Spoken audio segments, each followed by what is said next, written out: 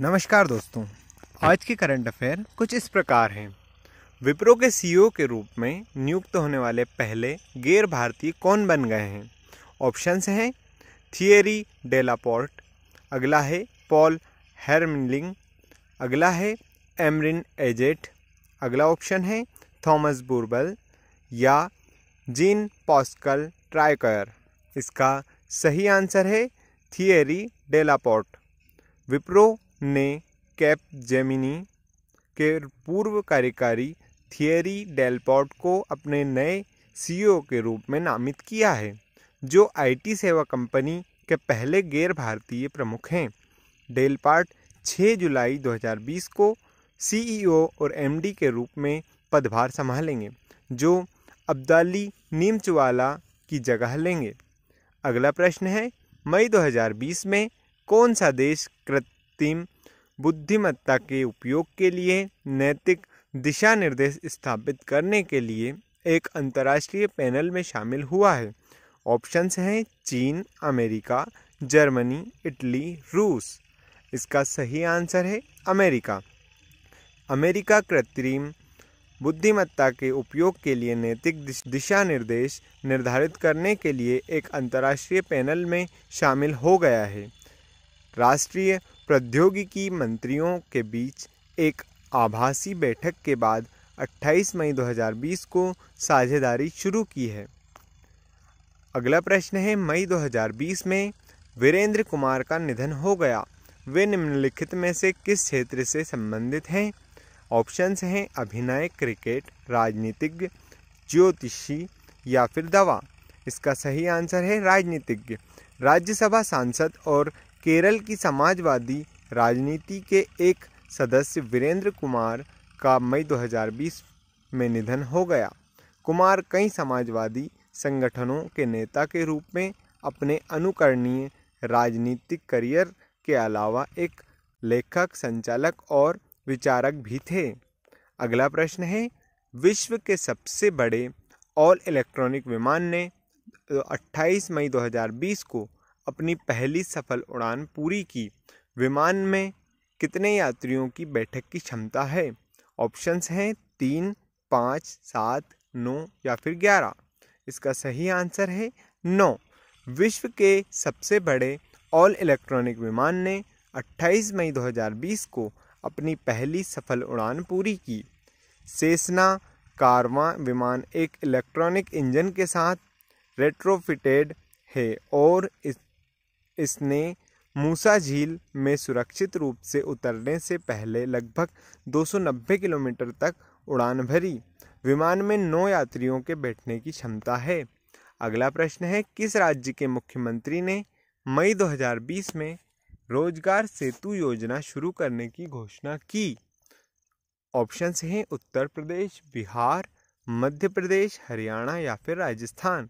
इसका सही आंसर है मध्य प्रदेश। मध्य प्रदेश के मुख्यमंत्री श्री शिवराज सिंह चौहान ने रोजगार सेतु योजना शुरू करने की घोषणा की है। यह उन कुशल श्रमिकों के लिए सुरक्षित रोजगार में मदद करेगा जो वापस आ गए हैं। यह इस तरह की कार्य योजना तैयार करने वाला पहला राज्य है। अगला प्रश्न है, मई 2020 में अजीत जोगी का निधन हो गया। वे किस राज्य के पहले मुख्यमंत्री थे? ऑप्शंस हैं बिहार, झारखंड, पंजाब, छत्तीसगढ़ या फिर ओडिशा। इसका सही आंसर है छत्तीसगढ़। छत्तीसगढ़ के पहले मुख्यमंत्री अजीत जोगी का मई 2020 में निधन हो गया। नौकरशाह से राजनेता बने जोगी ने नवंबर 2003 तक तत्कालीन कांग्रेस सरकार में छत्तीसगढ़ के पहले मुख्यमंत्री के रूप में कार्य किया था। जोगी ने उपचुनाव को लेकर एक विवाद में फंसने के बाद 2016 में कांग्रेस छोड़ दी। अगला प्रश्न है, विश्व पाचन स्वास्थ्य दिवस 2020 का विषय क्या है? ऑप्शंस हैं डाइजेस्टिव कैंसर का प्रारंभिक निदान और उपचार, अगला है virus hepatitis B and C lifting global burden, अगला है inflammatory bowel disease, navigating evolving therapy in an evolving disease. अगला ऑप्शन है गट माइक्रोबायोम एक ग्लोबल पर्सपेक्टिव, या फिर इनमें से कोई नहीं। इसका सही आंसर है gut microbiome a global perspective. विश्व पाचन स्वास्थ्य दिवस हर वर्ष 19 मई को मनाया जाता है। इसे विश्व गैस्ट्रोएंट्रोलॉजी संगठन के निर्माण की 45वीं वर्षगांठ के अवसर पर 2004 में लॉन्च किया गया था। पूरे विश्व में संगठन के 100 से अधिक सदस्य समाज और 50,000 व्यक्तिगत सदस्य हैं। अगला प्रश्न है मई 2020 में योगेश गौड का निधन हो गया। वे निम्नलिखित में से किससे संबंधित थे? ऑप्शंस हैं राजनीति, क्रिकेट, गीतकार, ज्योतिषी या फिर शतरंज। इसका सही आंसर है गीतकार। अनुभवी गीतकार योगेश गौड का मई 2020 में निधन हो गया।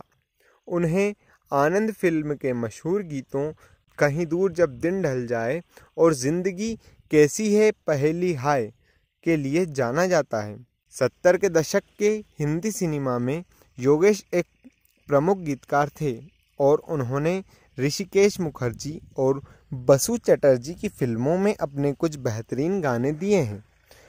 अगला प्रश्न है मई 2020 में केंद्र ने किस राज्य में 2020-21 के दौरान जल जीवन मिशन के कार्यान्वयन के लिए 445 करोड़ रुपए मंजूर किए हैं?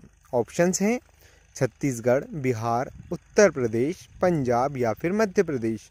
इसका सही आंसर है छत्तीसगढ़। केंद्र ने 2020-21 के दौरान छत्तीसगढ़ में जल जीवन मिशन के कार्यान्वयन के लिए 545 करोड़ रुपए स्वीकृत किए हैं। मिशन का उद्देश्य 2024 तक देश के प्रत्येक ग्रामीण परिवार को नियमित और दीर्घकालिक आधार पर निर्धारित गुणवत्ता का पर्याप्त पेयजल उपलब्ध कराना है। अगला प्रश्न है हर वर्ष अंतर्राष्ट्रीय एवरेस्ट दिवस कब मनाया जाता है? ऑप्शंस हैं 27 मई, 28 मई, 29 मई, 30 मई या फिर 31 मई। इसका सही आंसर है 29 मई। अंतर्राष्ट्रीय एवरेस्ट दिवस हर वर्ष 29 मई को मनाया जाता है। 29 मई 1953 को माउंट एवरेस्ट के पहले शिखर आरोहण की याद में दिवस घोषित किया गया था। नेपाल के शेरपा तेंजिंग नोर्गे और न्यूजीलैंड के एडमंड हिलेरी 29 मई 1953 को माउंट एवरेस्ट पर चढ़े थे। अगला प्रश्न है मई 2020 में इंडिगो के स्वतंत्र निदेशक किसे नियुक्त किया गया है? ऑप्शन है विनय दुबे, नरेश गोयल, जहांगीर वाडिया, वेंकटमणि सुमंत्रन या फिर राहुल भाटिया। इसका सही आंसर है वेंकटमणि सुमंत्रन। अगला प्रश्न है बेजान दारूवाला का मई 2020 में निधन हो गया। वे निम्नलिखित में से किस क्षेत्र से संबंधित थे? ऑप्शन हैं अभिनय, ज्योतिष, राजनीति, क्रिकेट या मोटर रेसिंग। इसका सही आंसर है ज्योतिषी। प्रसिद्ध ज्योतिषी बेजान दारूवाला का मई 2020 में निधन हो गया। दारूवाला एक प्रसिद्ध गणेश भक्त थे जिन्होंने अपनी भविष्यवाणियों के लिए वैदिक ज्योतिषी, न्यूमरोलॉजी, हस्तरेखा, टैरो, कबला और यहाँ तक कि पश्चिमी ज्योतिष जैसे विभिन्न तकनीकों के सिद्धांतों को जोड़ा। धन्यवाद दोस्तों, आपने यह वीडियो यहाँ तक देखा। अगर आपको डेली ऐसे ही करंट अफेयर का वीडियो देखना है तो आप हमारे चैनल को सब्सक्राइब कर सकते हैं।